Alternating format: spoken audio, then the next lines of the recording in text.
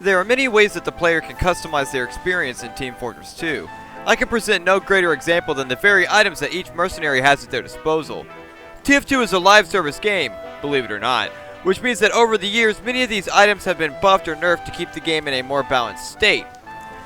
But over the years there have been quite a few weapons that have been so unbalanced that they almost weren't even fair to play against. Let's take a look at a few of the most broken weapons in TF2's history. Starting off our list, we have an unlock that used to anger the average sniper player.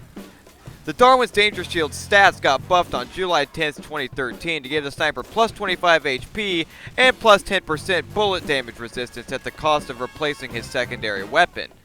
The user also took an additional 20% damage from explosive sources. Now this doesn't seem too strong, but the biggest issue that people had with this unlock was that when you were dueling someone who was also playing sniper, if you were wearing the danger shield, then you could survive a quick scope shot to the head.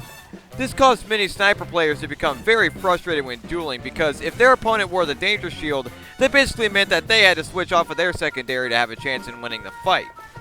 Valve completely reworked the Darwin's Danger Shield an entire 4 years later on October 20th, 2017, when the Jungle Inferno update released. After this update, the unlock provided the wearer with immunity to afterburn as well as plus 50% fire resistance. This changed the unlock from a get out of jail free card when you were getting your ass kicked in duels to a utility item that provided the sniper with the survivability that he needed whenever a Pyro got way too close. The Loch and Load used to be a pub-stomping launcher that ruined anyone's day thanks to the buffs that it received in April of 2014. This weapon was buffed from 10% damage bonus to a 20% damage bonus. Early on in TF2's lifespan, there was variance in damage, meaning that weapons didn't always deal consistent damage.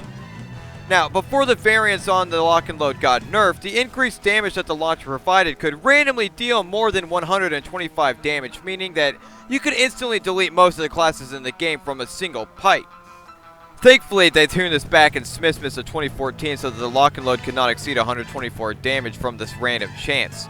This would have made the gun slightly more balanced if they didn't also make it so that you now have 3 grenades in the clip instead of just 2. With this damage, you can now delete any class in the game with 1 clip, the only exception being a fully overhealed heavy. For about 6 months' time, if you weren't good with a Loch and Load on demo, you were not a Demoman player. Anyone with half-decent skill with landing pipes could single-handedly win games with ease. Thankfully, however, it only took the Team Fortress team 7 months to nerf the Loch and Load. They changed the plus 20% damage bonus versus players to a plus 20% damage bonus dealt towards buildings. This turned the launcher from a firework maker into a utility item that has niche applications. Some users, however, just prefer this weapon over many of the other unlocks just because of the increased projectile speed it gives, making it viable to this day.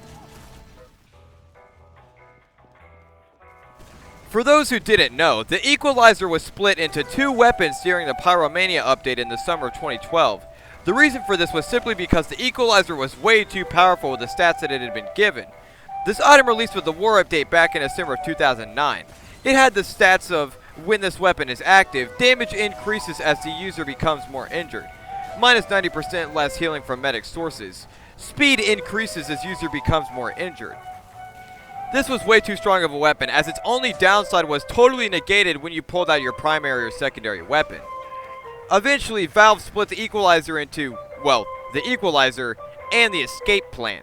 The Escape Plan took the increased speed upon losing more health and added the downside of being marked for death when deployed.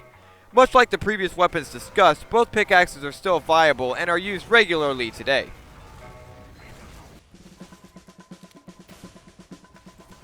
Next item on the chopping block is a weapon that is sure to trigger some PTSD for some veteran players. For a while after the Pyro update in 2008, the Axtinguisher allowed Pyros to stomp just about any class that they came across. All you had to do was tap left click to light someone on fire, air blast them into a corner, and then whip out your axe to deal instant crit damage. Pairing this item with the Degreaser turned you into an absolute monster who could one-shot most of the classes in the game and two-shot the tankiest class. The only downsides to this unlock were no random crits and a minus 50% damage penalty versus non-burning players. But honestly though, who would ever use this item against somebody who wasn't on fire? The Axtinguisher went through many changes and reworks over the years, but it has landed in a rather balanced spot nowadays, allowing the user to mini-crit burning targets, and the damage increases depending on how much afterburn the target is inflicted with. Not to mention that killing blows of this weapon gifted the user a speed boost, allowing you to kind of chain together multiple kills.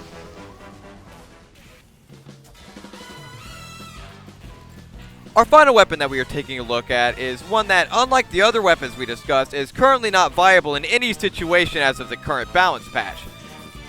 The Enforcer was a spy unlock that granted the user plus 20% damage per shot, with the drawback of taking an extra half a second to enter invisibility. This was the gun's only downside, which could be 100% ignored when you paired it up with the Dead Ringer, which at the time was absolutely busted as well. The Dead Ringer triggers invisibility instantly while faking the death of the spy in the process. At the time that the Enforcer was at its peak strength, the Dead Ringer was also at its peak strength. The Dead Ringer at the time gave the spy an insane 90% resistance to all incoming damage, meaning that you can survive literally anything in the game. Headshots, backstabs, crits, it did not matter. You would survive. The Dead Ringer was also highly spammable at this time, meaning you could literally spam right click and survive anything, everything, all of the time.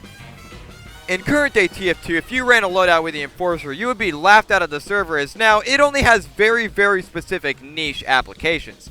The increased damage of the gun is only applicable whenever you're disguised, which means you only ever get one shot that actually deals extra damage.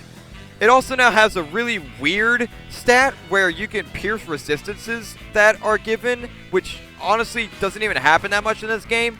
So just please, if you see somebody using an Enforcer on the server, just kindly recommend that they use the stock revolver or the L'Étranger. You will be saving them a lot of pain. Hey, thanks for watching to the end. I know that there were some weapons that I missed, so let me know which weapons bothered you the most and I'll talk about them in a future video. Like if you did and consider subscribing. I'll see you all in the next one. Peace.